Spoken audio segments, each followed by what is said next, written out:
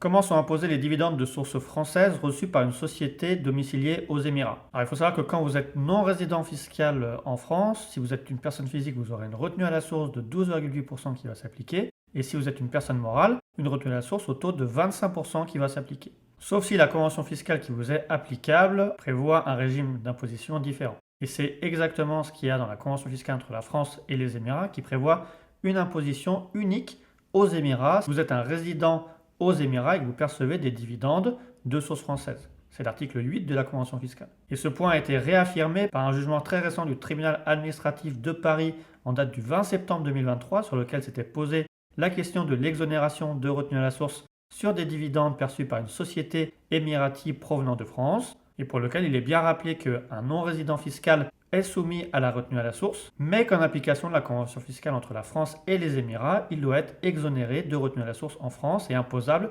uniquement aux Émirats, ce qui leur a permis d'être déchargés de la retenue à la source qui leur avait été prélevée suite à contrôle fiscal. Donc maintenant, vous savez que quand vous percevez des dividendes de source française et que vous êtes bien résident fiscal aux Émirats, les dividendes sont imposables uniquement aux Émirats, pas de retenue à la source en France.